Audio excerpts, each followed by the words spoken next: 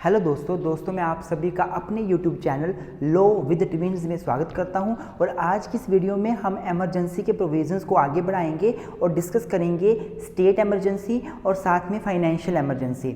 मेरे दोस्तों, इससे पहली वाली वीडियो में मैंने आपको नेशनल इमरजेंसी के बारे में बताया था, उसके बारे में अच्छे से डिटेल डिस्कशन हमने करी है। तो अगर आपने वो वीडियो नहीं देखी है तो प्लीज़ उस वीडियो को ज़रूर देखें। और साथ ही अगर आप हमारे चैनल पर नए हैं तो हमारे चैनल को सब्सक्राइब करना ना भूलें। इस चैनल पर हम सोशियोलॉजी, पॉलिटिकल साइंस, लॉ, इन सभी के रिगार्डिंग बहुत सारी वीडियोस बनाते हैं बच्चों के लिए। तो प्लीज़ चैनल को सब्सक्राइब करें, शेयर करें। तो आइए दोस्तों, आज की वीडियो शुरू करते हैं।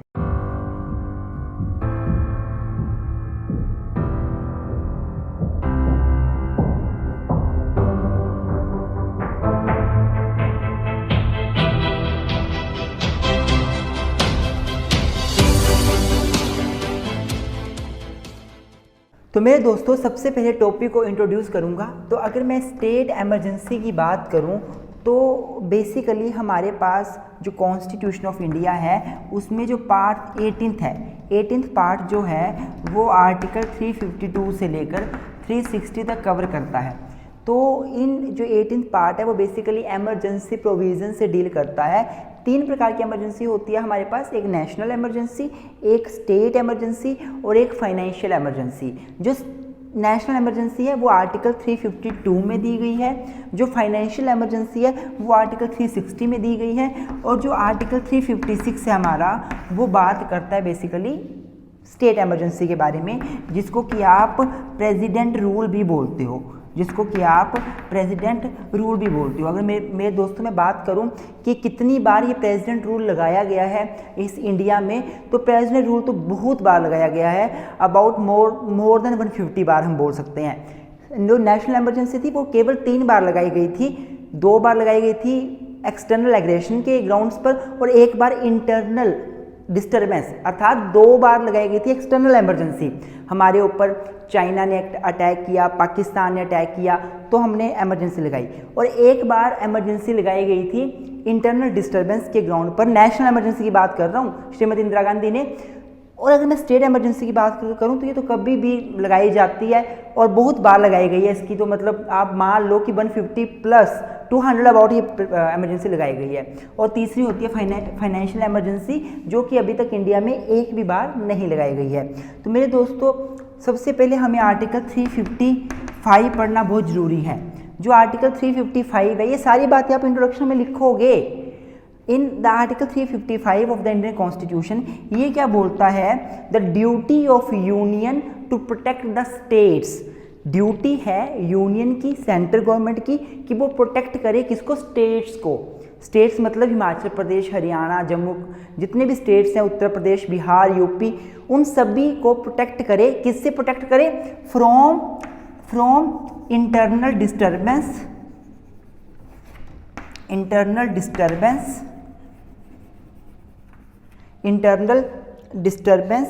And external aggression.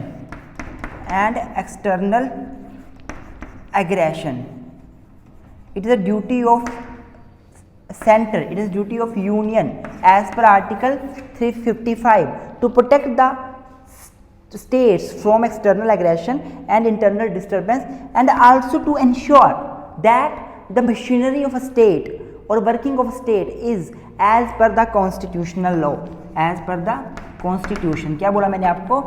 कि हमारा जो देश का आर्टिकल, कॉन्स्टिट्यूशन का आर्टिकल 355 है, वो बोलता है कि सेंटर की ड्यूटी है कि वो स्टेट्स को एक्सटर्नल एग्रेशन से बचाएगी, इंटरनल डिस्टर्बेंस से बचाएगी, और साथ ही इंश्योर भी करेगी कि जो कॉन्स्टिट्यूशन, जो हमारा स्टेट है वो कॉन्स्टिट्यूशन के अनुसार काम करे, जो कॉन्स्टिट्यूशन में लिखा हुआ है उसके अनुसार वर्क करे। तो अगर एक्सटर्नल एग्रेशन हो जाता है, इंटरनल डिस्टर्बेंस हो जाती है, या स्टेट्स जो हैं वो कॉन्स्टिट्यूशन के अनुसार काम नहीं करते, जो संविधान में लिखा है उसके अनुसार नहीं चलते, तो हम बोल सकते हैं कि ऐसी सिचुएशन आ गई है कि स्टेट में स्टेट इमरजेंसी या प्रेसिडेंट रूल लगाना पड़ेगा। अब हम आएंगे what is the state emergency के ऊपर। अब हम आगे चलते हैं व्हाट इज स्टेट इमरजेंसी। तो मेरे दोस्तों अगर मैं स्टेट इमरजेंसी क्या होती है इसकी बात करूं तो वैसे तो कहीं डिफाइन नहीं किया गया बेसिकली पर्टिकुलरली कि स्टेट इमरजेंसी क्या होती है, लेकिन अगर हम आर्टिकल 355 को देखेंगे, 356 को देखेंगे तो इन दोनों आर्टिकल्स को पढ़कर हमें पता चलता है कि ये आर्टिकल्स स्टेट इमरजेंसी की बात करते हैं। और साथ ही साथ अगर हम जो पार्ट 18 है हमारे कॉन्स्टिट्यूशन का, जिसकी हेडिंग जो है वो इमरजेंसी प्रोविज़न है, जिसमें आर्टिकल 352 से लेकर 360 तक आते हैं, ये सारे आर्टिकल इमरजेंसी से डील करते हैं। तो इन दो आर्टिकल को पढ़ के हमें पता चलता है ये स्टेट इमरजेंसी के बारे में बता रहे हैं। होती क्या स्टेट इमरजेंसी, तो आप ये बोलोगे कि it is a duty of the union to protect the states from external aggression, internal disturbance and also to ensure that the working of state must be as per the constitution। And union को अगर लगता है कि ये तीन चीज़ें नहीं हो रही हैं, मतलब एक्सटर्नल एग्रेशन हो गया है किसी स्टेट में, या इंटरनल डिस्टर्बेंस हो गई है किसी स्टेट में, या फिर working of the state is not as per the constitutional law, तो जो हमारे प्रेसिडेंट ऑफ इंडिया हैं वो क्या कर सकते हैं, वो उस स्टेट में एमरजेंसी डिक्लेयर कर सकते हैं अंडर आर्टिकल 356। और इसके करने के बाद क्या करेंगे, वो सारा का सारा स्टेट का जो कंट्रोल है वो अपने अंदर ले सकते हैं। Now the state would be govern by the president और by the agent of the union that is governor, जो और वहाँ की जो लेजिस्लेटिव असेंबली है वो डिसॉल्व हो जाएगी। इसी चीज़ को क्या बोला जाता है, स्टेट इमरजेंसी बोला जाता है। आपको समझ आ रहा होगा मैं क्या बोलना चाहता हूँ कि स्टेट इमरजेंसी कैसी ऐसी सिचुएशन है जब किसी भी स्टेट का जो काम है वो कॉन्स्टिट्यूशन के अनुसार ना हो रहा हो, या फिर स्टेट में कोई इंटरनल डिस्टर्बेंस आ गई हो, या एक्सटर्नल एग्रेशन स्टेट में हो रहा हो, तो जो हमारे देश के प्रेसिडेंट ऑफ इंडिया हैं वो उस देश का, उस स्टेट का कंट्रोल अपने अंडर ले लेंगे, और वहाँ की जो लोकल गवर्नमेंट है स्टेट की, उसके पास पावर नहीं रहेगी अपने देश को गवर्न करने की। इसी सिचुएशन को स्टेट इमरजेंसी बोला जाता है। आई होप आपको समझ आ रहा होगा। अब हम पढ़ेंगे कि फेलियर ऑफ कॉन्स्टिट्यूशनल मशीनरी क्या होता है और इमरजेंसी लगाई कैसे जाती है। तो मेरे दोस्तों जैसा कि मैंने आपको बताया कि जो स्टेट इमरजेंसी है वो प्रेसिडेंट लगाते हैं। कब लगाते हैं, जब किसी स्टेट में एक्सटर्नल एग्रेशन हो, इंटरनल डिस्टर्बेंस हो, या स्टेट की जो मशीनरी है वो कॉन्स्टिट्यूशन के अनुसार काम ना करे। अब what is the failure of the constitutional machinery, क्या होता है failure of the constitutional machinery. अब मेरे दोस्तों मैं आपको कुछ एक इंस्टेंस देता हूँ।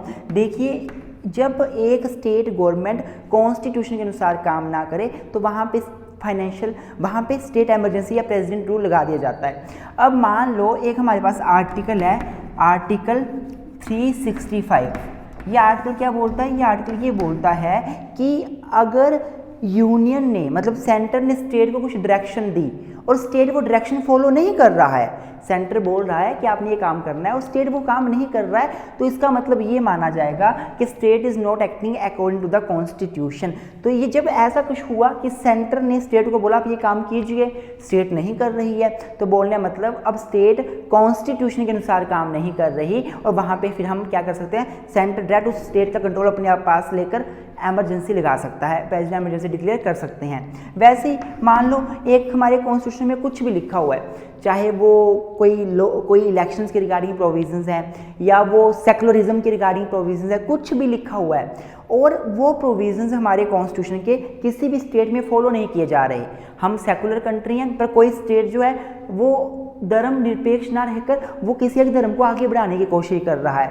जब भी हमारे देश में, जो हमारे कॉन्स्टिट्यूशन में जो चीज़ें लिखी हैं, इक्वलिटी, लिबर्टी, फ्रैटर्निटी, जो भी चीज़ें लिखी हैं कॉन्स्टिट्यूशन में, अगर कोई स्टेट उन सभी कॉन्सेप्ट से दूर जाकर कुछ काम करता है तो मतलब वो जो स्टेट है वो कॉन्स्टिट्यूशन के अनुसार काम नहीं कर रहा, वहाँ पे जो कॉन्स्टिट्यूशनल मशीनरी है वो फेल हो गई है, और इस ग्राउंड पर हम क्या कर सकते हैं, इमरजेंसी डिक्लेयर कर सकते हैं बिना किसी डाउट के। अब मेरे दोस्तों हम पढ़ेंगे कि इमरजेंसी डिक्लेयर करी कैसे जाती है, मतलब क्या प्रेसिडेंट खुद इमरजेंसी डिक्लेयर करते हैं या उनको कोई पर्सन बोलता है इमरजेंसी लगाने के लिए, प्रेसिडेंट रूल लगाने के लिए। अब आगे चलते हैं। मेरे दोस्तों को वीडियो अच्छी लग रही हो तो प्लीज़ लाइक कर दें, लाइक में कंजूसी ना करें, आपके लाइक मेरे मोटिवेशन के लेवल को यहाँ पहुँचा देते हैं। और साथ ही अगर आप हमें कंट्रीब्यूट करना चाहते हैं तो हमारे गूगल पे नंबर, फ़ोन पे नंबर, पेटीएम नंबर पे आप हमें कंट्रीब्यूट कर सकते हैं 8219820461। आप इसमें हमें कंट्रीब्यूट करें, कोई भी अमाउंट जो आपको ठीक लगे आप हमें कंट्रीब्यूट कर सकते हैं। अगर आपको हमारे लेक्चर से हेल्प मिलती है, सीखने को मिलता है। और साथ ही हमारा एक नया चैनल है व्लॉग विद ट्विंस, प्लीज़ उस चैनल को भी आप ज़रूर देखें और वहाँ जाकर उसको सब्सक्राइब करें, हमारे डेली लाइफ के ब्लॉग्स को ज़रूर देखें। तो आगे चलते हैं दोस्तों। तो मेरे दोस्तों, मैं बात करूं कि एमरजेंसी कैसे डिक्लेयर करी जाती है, कौन डिक्लेयर करता है, तो मैं आपको बताना चाहूँगा। बेसिकली द एमरजेंसी और स्टेट एमरजेंसी और president rule is declare by the president of India. President ये एमरजेंसी लगाते हैं। कब लगाते हैं? जब when the president on receipt of report from governor और अदरवाइज। तो जब भी प्रेसिडेंट को गवर्नर रिपोर्ट दें या फिर प्रेसिडेंट को खुद भी लगे, क्या लगे कि the state is not working as per the constitution. मैंने क्या बोला आपको कि जब भी प्रेसिडेंट को या तो गवर्नर रिपोर्ट दे और रिपोर्ट में लिखे कि भाई जो ये स्टेट है वो कॉन्स्टिट्यूशन के अनुसार काम नहीं कर रहा, या फिर अदरवाइज मतलब या फिर प्रेसिडेंट को खुद लगे कि ऐसा है कि स्टेट जो है वो कॉन्स्टिट्यूशन के अनुसार काम नहीं कर रहा, वो सेटिस्फाई हो जाए इस चीज़ से, तो प्रेसिडेंट जो है वो उस स्टेट में एमरजेंसी लगा सकते हैं, प्रेसिडेंट रूल लगा सकते हैं।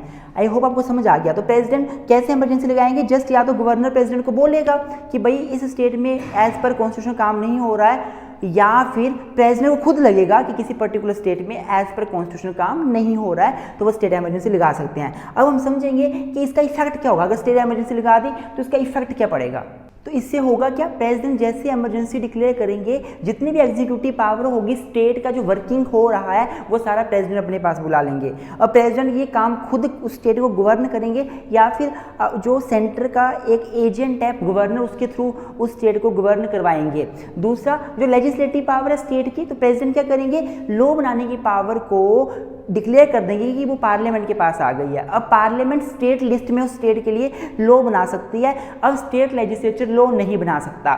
उसके बाद लेकिन ये दो तो हमें पता चल गया कि एग्जीक्यूटिव पावर प्रेसिडेंट के पास आ जाएंगी, लेजिस्लेटिव पावर पार्लियामेंट सेंटर के पास चली गई, लॉ बनाने की पावर सेंटर के पास चली गई। लेकिन जो हाई कोर्ट की पावर है उसके ऊपर कोई इंपैक्ट नहीं पड़ेगा, वो एज इट इज़ वर्क करता रहेगा, उस पर कोई इफेक्ट नहीं पड़ेगा। तो मेरे दोस्तों आई होप आपको समझ आ गया होगा। अब हम पढ़ेंगे ड्यूरेशन क्या होगा इस स्टेट एमरजेंसी का। एक बार स्टेट एमरजेंसी लग गई तो ड्यूरेशन क्या रहेगा, कब तक एग्जिस्टेंस में रहेगी और कब ये खत्म हो जाएगी।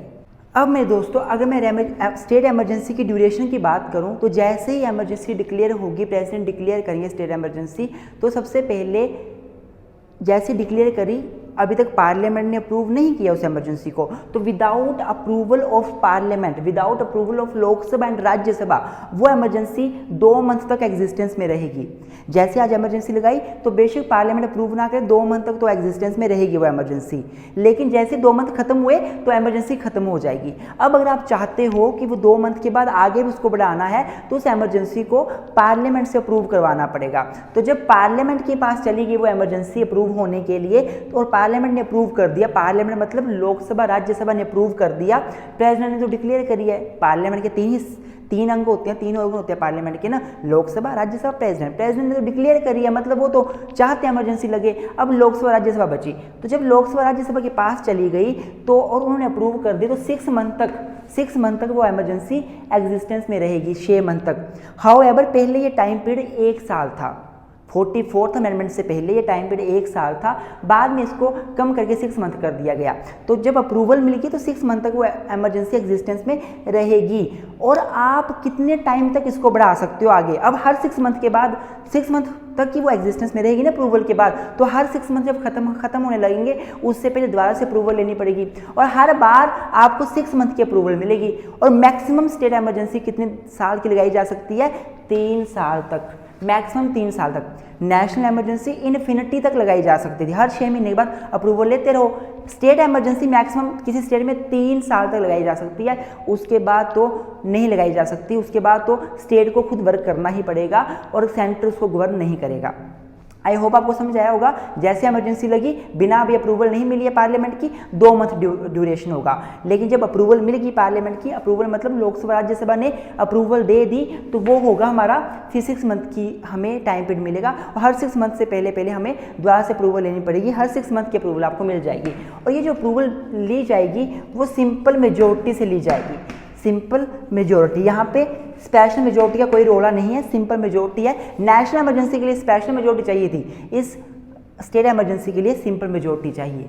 अब मेरे दोस्तों हमें पता चल गया कि ड्यूरेशन क्या होगी। तो क्या एक बार जो स्टेट इमरजेंसी लगा दी उसको ख़त्म भी किया जा सकता है? इंस्टेंटली वो 2 मंथ तक एग्जिस्टेंस में रहेगी, तो क्या उसको 2 मंथ से पहले भी ख़त्म कर सकते हैं? तो जी हाँ, जो प्रेसिडेंट ऑफ इंडिया हैं जैसे वो इमरजेंसी लगाएंगे, लगाने की उनको पावर है, वैसे ही वो एक सब्सिक्वेंट द्वारा से वो एक प्रोक्लेमेशन करेंगे और उस इमरजेंसी को ख़त्म कर देंगे। Yes, the emergency can be revoked also by subsequent proclamation of revocation of emergency.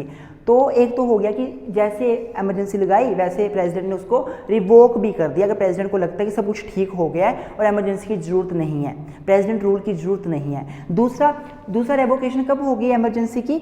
State emergency लगा दी, 2 मंथ का टाइम पीरियड है, 2 मंथ तक बीत गए लेकिन लोकसभा राज्यसभा से उन्होंने सिंपल मेजोरिटी से बिल ही पास नहीं, मतलब सिंपल मेजोरिटी से उसको अप्रूवल ही नहीं करवाई अभी तक, तो 2 मंथ के बाद वो अपने आप ऑटोमेटिकली खत्म हो जाएगी।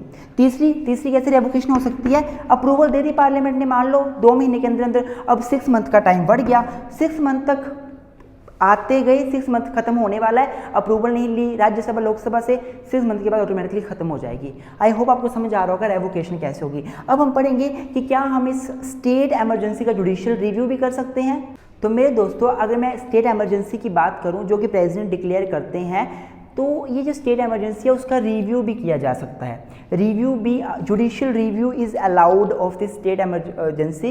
एंड ये हुआ था case S R Bommai versus union of India का केस था हमारे पास, इस केस में बोला गया था। एक्चुअली में इस केस में हुआ क्या था, सुप्रीम कोर्ट ने बोला था कि जो सेकुलरिज्म है वो हमारे देश की, हमारे कॉन्स्टिट्यूशन का बेसिक स्ट्रक्चर है, और अगर कोई स्टेट उस सेकुलरिज्म को फॉलो नहीं कर रहा तो मतलब वो क्या कर रहा है, स्टेट वो क्या कर रहा है, कॉन्स्टिट्यूशन के अनुसार काम नहीं कर रहा। इस ग्राउंड पर इमरजेंसी लगाई जा सकती है, लेकिन हाँ वो जो इमरजेंसी होगी वो जुडिशियल रिव्यू, जुडिशियल स्क्रूटनी के लिए बिल्कुल ओपन रहेगी, उस इमरजेंसी को जुडिशरी रिव्यू भी कर सकती है। आई होप आपको सब कुछ समझ आ गया होगा। अब हम पढ़ेंगे स्टेट इमरजेंसी और नेशनल इमरजेंसी में डिफरेंस क्या है। तो मेरे दोस्तों अब अगर मैं स्टेट इमरजेंसी और नेशनल इमरजेंसी में फ़र्क की बात करूं, तो स्टेट इमरजेंसी कब लगाई जाती है, जब प्रेसिडेंट सेटिस्फाई हो जाते हैं या तो गवर्नर की रिपोर्ट पर, या फिर गवर्नर किसका, जिस स्टेट में इमरजेंसी लगाई है उस स्टेट के गवर्नर की रिपोर्ट पर, या खुद अपने आप की जो स्टेट है वो कॉन्स्टिट्यूशन के अनुसार काम नहीं कर रहा। मतलब the main ground of imposing the state emergency is the failure of the constitutional machinery in the state. इस ग्राउंड पर स्टेट इमरजेंसी लगाई जा सकती है। लेकिन अगर मैं नेशनल इमरजेंसी की बात करूं तो उसमें 3 ग्राउंड्स हैं जिन ग्राउंड्स पर नेशनल इमरजेंसी प्रेसिडेंट लगा सकते हैं। एक है वॉर, एक है एक्सटर्नल एग्रेशन और एक है आर्म्ड रिवेलियन। ये पहला डिफरेंस है। दूसरा डिफरेंस क्या है मेरे दोस्तों, कि जैसे स्टेट इमरजेंसी लगाएंगे जो स्टेट के लोग होंगे या कंट्री के लोग होंगे उनके ऊपर कोई इफेक्ट नहीं पड़ेगा फंडामेंटल राइट्स को लेके। फंडामेंटल राइट्स जो उनको मिले हैं वो एज इट इज़ ही मिलेंगे, उनके ऊपर कोई इफेक्ट नहीं है। फंडामेंटल राइट्स कोई भी इफेक्ट नहीं पड़ता है फंडामेंटल राइट्स के ऊपर, ना वो सस्पेंड होते हैं और ना ही उनके ऊपर कोई नेगेटिव इंपैक्ट पड़ता है। लेकिन अगर नेशनल इमरजेंसी लग जाती है तो फंडामेंटल राइट्स के ऊपर इंपैक्ट पड़ता है। यहाँ पे मैं आर्टिकल 358 की बात करूँ तो आर्टिकल 358 बोलता है जैसे नेशनल इमरजेंसी लगाई वॉर या एक्सटर्नल एग्रेशन के ग्राउंड पर, उसी टाइम जितनी भी फ्रीडम्स हैं आर्टिकल 19 की वो सारी सस्पेंड हो जाएंगी ऑटोमेटिकली। हाउएवर आर्मड रिवेलियन के ग्राउंड पर लगाने पर ऐसा नहीं होगा। लेकिन वहीं पे आर्टिकल 359 बोलता है कि अगर इमरजेंसी लगाई जाती है किसी भी ग्राउंड पर नेशनल इमरजेंसी, तो प्रेसिडेंट के पास पावर है कि वो सारे के सारे फंडामेंटल राइट्स को सस्पेंड कर सकते हैं एक्सेप्ट द 2 फंडामेंटल राइट्स। एक है हमारा आर्टिकल 20 और एक है आर्टिकल 21। मतलब यहाँ पे इफेक्ट पड़ रहा है, यहाँ पे इफेक्ट नहीं पड़ रहा।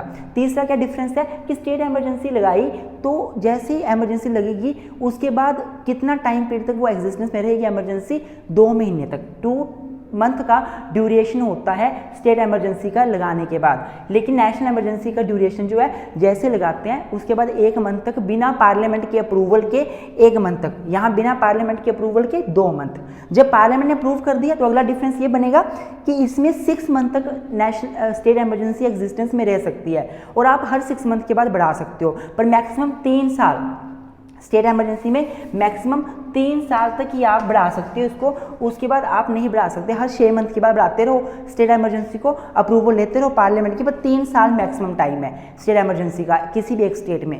पर वहीं पे अगर मैं बात करूँ नेशनल इमरजेंसी की, तो 6 मंथ के बाद आपको अप्रूवल लेनी पड़ेगी। हर बार अप्रूवल का 6 मंथ का टाइम पीरियड होगा, हर बार आप बढ़ाते रहो। ये इन्फिनिटी तक आप लेकर जा सकते हो, इसमें कोई 3 साल का टाइम पीरियड नहीं है। ये कुछ डिफरेंसेस हैं जो आपने स्टेट इमरजेंसी और नेशनल इमरजेंसी में अच्छे से देख लेने हैं। इसके अलावा मेरे दोस्तों हमारा स्टेट इमरजेंसी अच्छे से कंप्लीट हो गया। अब हम फाइनेंशियल इमरजेंसी की तरफ चलते हैं। तो अब मेरे दोस्तों लास्ट में अगर मैं फाइनेंशियल इमरजेंसी की बात करूं तो आर्टिकल 360 इससे डील करता है। अभी तक हमारे देश में एक भी बार फाइनेंशियल इमरजेंसी नहीं लगाई गई है। लगाई कब जाती है financial emergency? This financial emergency is also declared by the president when president is satisfied that the financial stability और क्रेडिट ऑफ इंडिया और any part of India is threatened. अगर प्रेसिडेंट इससे सेटिस्फाई हो जाता है कि जो हमारे देश की फाइनेंशियल स्टेबिलिटी है या हमारे देश का जो क्रेडिट्स है वो इंडिया का या किसी इंडिया के पार्ट का थ्रेटन्ड है, उसको खतरा है, तो वो फाइनेंशियल इमरजेंसी डिक्लेयर कर सकता है। मेरे दोस्तों यहाँ पे आपको बता दूँ कि प्रेसिडेंट ने एक बार फाइनेंशियल इमरजेंसी लगाई तो उसकी ड्यूरेशन क्या होगी, उसकी ड्यूरेशन क्या होगी? तो ड्यूरेशन कितनी होगी उसकी? जैसे प्रेसिडेंट ने लगाई तो 2 मंथ तक बिना अप्रूवल के, अगर पार्लियामेंट ने अप्रूव नहीं किया है तो बिना अप्रूवल के 2 मंथ तक की ड्यूरेशन होगी प्रेसिडेंट की इमरजेंसी जो लगाएंगे वो फाइनेंशियल इमरजेंसी। और जब पार्लियामेंट अप्रूव कर देगी फिर तो अनलिमिटेड लाइफ टाइम तक वो इमरजेंसी रह सकती है जब तक कि उसको रिवोक ना किया जाए। तो अब अगला पॉइंट आपका बन जाएगा रेवोकेशन। तो फाइनेंशियल इमरजेंसी को रिवोक किया जा सकता है? जी हाँ, बिल्कुल किया जा सकता है। जैसे प्रेसिडेंट डिक्लेरेशन से इमरजेंसी लगाएंगे, in the same manner president can also revoke the financial emergency by declaring it, proclaiming it. द्वारा से वो फर्दर एक नई प्रोक्लेमेशन देंगे और इस इमरजेंसी को रिवोक भी कर सकते हैं। आई होप आपको फाइनेंशियल इमरजेंसी का समझ आ रहा होगा। अब फाइनेंशियल इमरजेंसी में होगा क्या? फाइनेंशियल इमरजेंसी जब लगती है तो इसका कुछ इफेक्ट्स मैं आपको बता देता हूँ, बड़े महत्वपूर्ण इफेक्ट्स है, ध्यान सुने। पहला इफेक्ट ये है कि जो यूनियन है वो स्टेट को डायरेक्शन दे सकती है फाइनेंशियल मैटर्स को लेकर। Union can give the direction to states regarding the financial matter. दूसरा, जो प्रेसिडेंट है वो स्टेट्स को बोल सकता है कि भाई आप अपने जितने भी गवर्नमेंट ऑफिसर्स हैं जो गवर्नमेंट ऑफिस होल्ड करते हैं उनकी सैलरीज को कम कर दो। पहले में क्या था? यूनियन सेंटर स्टेट को डायरेक्शन दे सकता है कि फाइनेंशियल मैटर्स को लेके। और दूसरा क्या है कि जो स्टेट है, सेंटर जो प्रेसिडेंट है हमारे, वो स्टेट को बोल सकते हैं कि अपने जितने भी एम्प्लॉइज़ हैं उनकी सैलरीज को कम कर दो। तीसरा, जो इसका इम्पैक्ट जो ये भी पड़ सकता है कि जो जजेस हैं हमारे सुप्रीम कोर्ट, हाई कोर्ट के, उनकी सैलरीज अलाउंसेस को भी कम किया जा सकता है कि इफेक्ट इसका ये पड़ सकता है। और एक इफेक्ट इसका ये पड़ सकता है कि अगर कोई भी बिल, मनी बिल है जो कि अभी तक the president may ask the states to reserve all the money bill. जो स्टेट्स हैं ना, स्टेट्स उनका जो मनी बिल है उनको रिजर्व करने के लिए प्रेसिडेंट बोल सकते हैं जब तक इमरजेंसी खत्म ना हो जाए। हाँ, इसमें लिखा हुआ है कि जो मनी बिल है, मनी बिल स्टेट लेजिस्लेचर ने पास किया, पार्लियामेंट के पास गया हुआ है कंसिडरेशन के लिए, तो उसे रोका जा सकता है फॉर टाइमिंग जब तक कि इमरजेंसी खत्म नहीं होती। तो फाइनेंशियल इमरजेंसी में इतना ही मेरे दोस्तों। आई होप आपको सारा लेक्चर अच्छे समझ आया होगा। कोई डाउट हो तो let me now in the comment box, I will definitely assist you. हमें फॉलो करें हमारे Instagram page low with twins पर, हमें फॉलो करें हमारे Telegram page low with twins पर। आपके लिए ही ये वो पेजेस बनाए गए हैं, आप लोगों के लिए सुविधा के लिए वो सब कुछ बनाया गया है। Please do subscribe our channel, do like our video. Thank you so much. Keep supporting us.